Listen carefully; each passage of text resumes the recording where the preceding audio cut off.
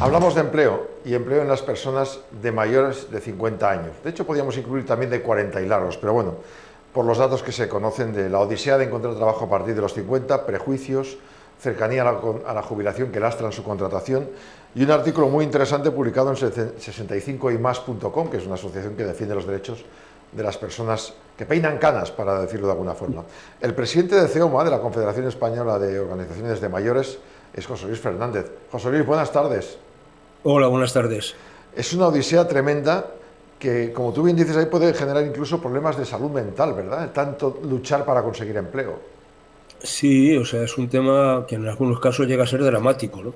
No porque lo digamos simplemente por una cuestión de ser alarmistas, sino la pura y dura realidad, ¿no? Si una persona, después de una trayectoria profesional, por aquello de que tiene más de 45 años, más de 50 años, se ve relegado a estar de manera cuasi indefinida en el paro y a partir de los 2 años consumiendo la prestación contributiva, el único recurso que le queda es estar subsidiado hasta llegar a su edad de jubilación, es decir, estar percibiendo 500 euros, más allá de que tenga una sobrecotización a efectos de la futura pensión.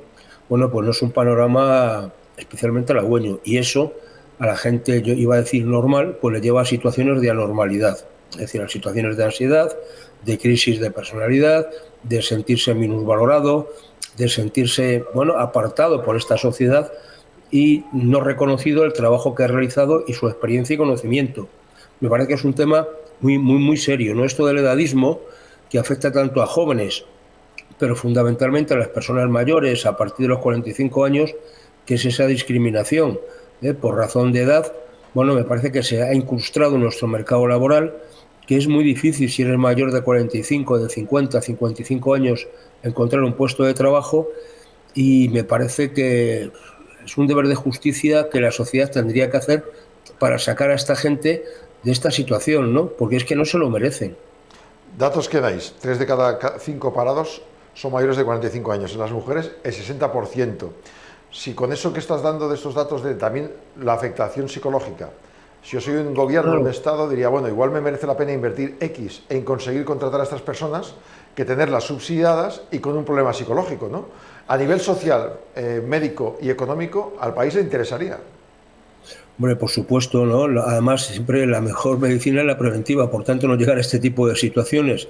Y la mejor manera de que una persona que quiere y puede trabajar es que trabaje, y eso es lo mejor. Igual que cuando se produce un aislamiento, porque esto lleva a situaciones de aislamiento. Es decir, si tú te quedas en casa porque no vas a trabajar, porque tu pareja a lo mejor tiene la suerte de trabajar o no está en esta situación, fíjate el panorama, ¿no? Dos personas mayores de 50 años mirándose a la cara y ¿qué hacemos, no? ¿Qué hacemos?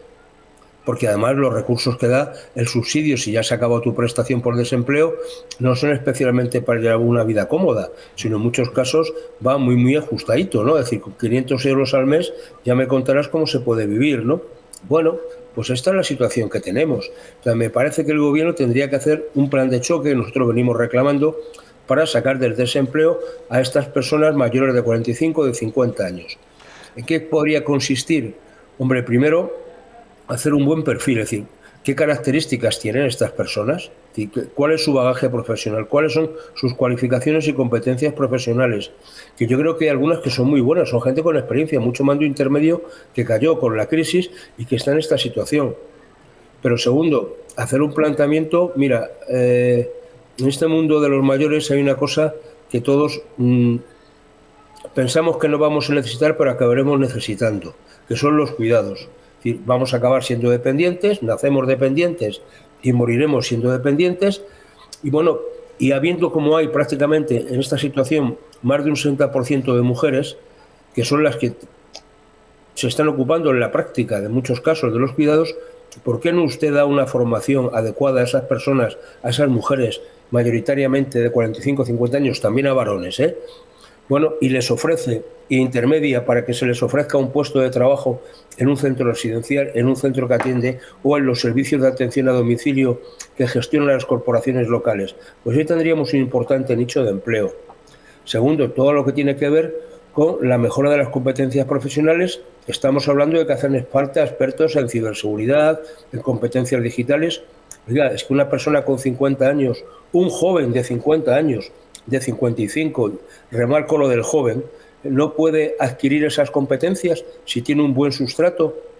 Y me parece que es un desperdicio de talento y es una falta de proyección de futuro. Y sobre todo, en el fondo, como bien decías, Jaume, es que si la gente no entra en estas crisis de salud mental, que al fin y al cabo son costosas, si la gente no entra en situaciones de depresión, si la gente es capaz de producir y no está subsidiado, no solamente dejarás de ser un receptor, digamos, de la ayuda del gobierno, de la ayuda del Estado, sino que tú estarás haciendo una aportación neta al Estado y, por tanto, serás solidario también con tus compatriotas. Es una pena lo que está pasando. Este mensaje, José Luis, lo han dado muchos gobiernos y he escuchado periódicamente desde hace 35 o 40 años en el periodismo mensajes sobre este aspecto. Vamos a corregir, vamos a mejorar. Pero el último dato que veo aquí del SEPE, 545.000 personas mayores de 50 años llevan más de un año buscando empleo. Es la cifra más alta registrada en un mes de abril desde la serie histórica. Es decir, que no vamos a mejor. A mí lo que me sale son más, ¿eh?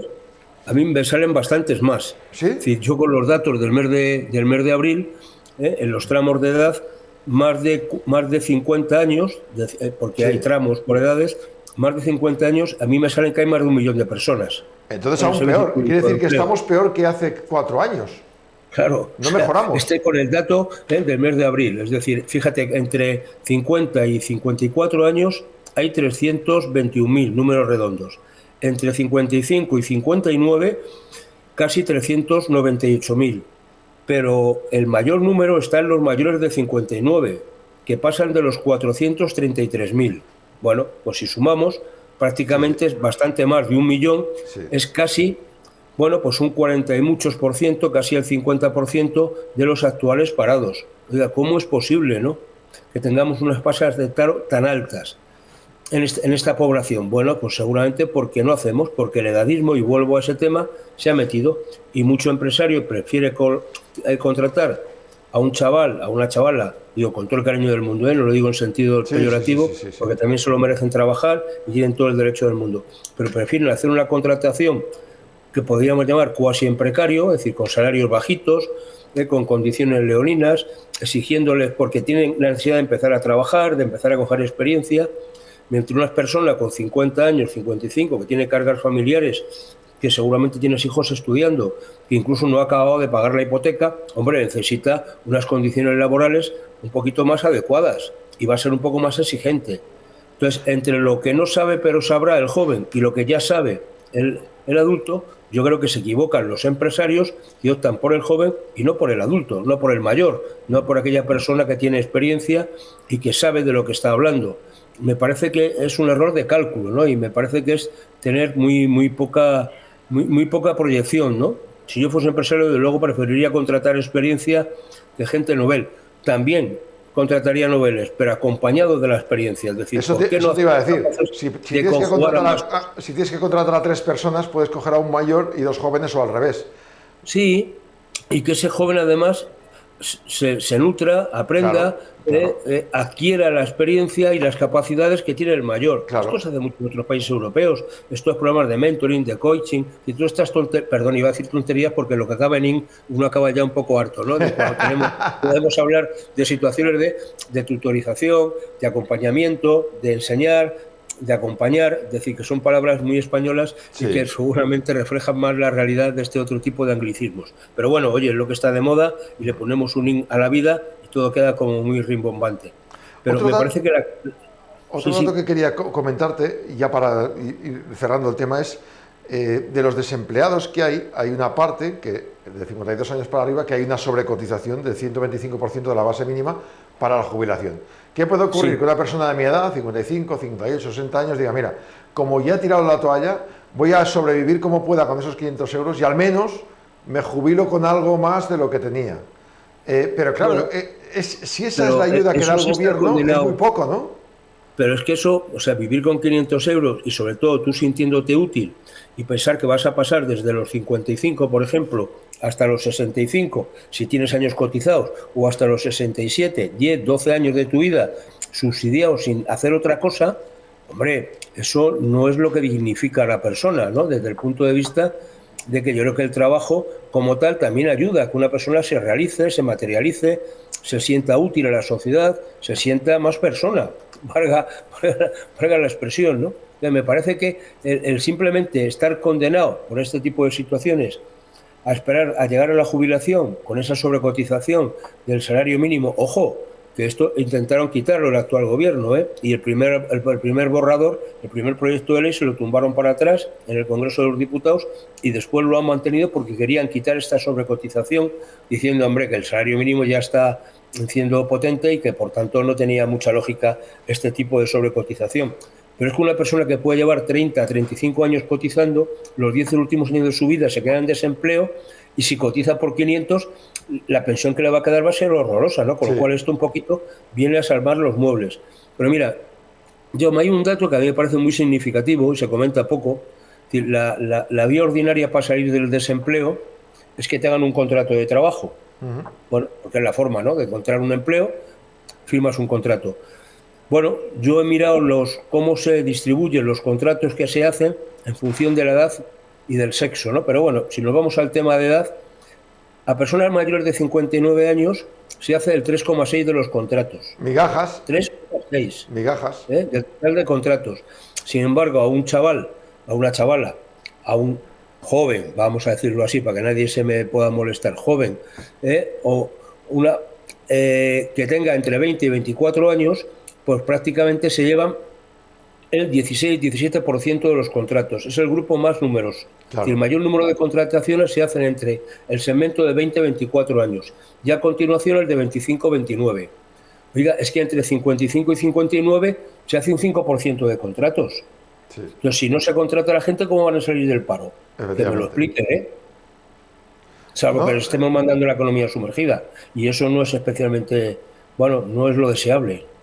Pero se ha hecho, por ejemplo, con el tema de minusvalías, se ha dado una bonificación de la seguridad social para que las empresas contraten, y muchas empresas, aunque sea egoísticamente, no por RSC, dicen, bueno, pues yo voy a contratar a 3 personas que me van a salir gratis en seguridad social. ¿Se podría hacer algo parecido con este colectivo, no?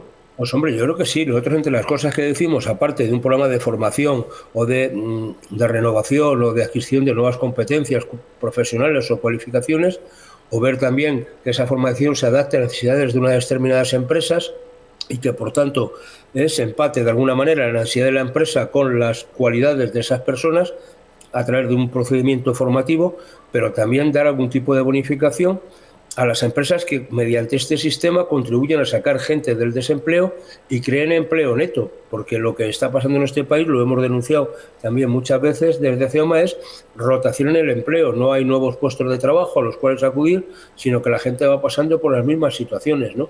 Entonces, esas bonificaciones creemos que podrían ser muy convenientes para animar a las empresas a que contraten a personas de mayor edad, que haya un plan de choque con una bonificación en la seguridad social que realmente les haga rentable también esa contratación, no solamente desde el punto de vista, además, yo se lo garantizo, no solamente desde el punto de vista monetario, sino que va a ser rentable porque la capacidad de trabajo, de hacer y de conocimiento que tienen los mayores, bueno, va a hacer que mejore la productividad de esas empresas. Y yo creo que cualquier empresario querrá que su empresa sea más productiva.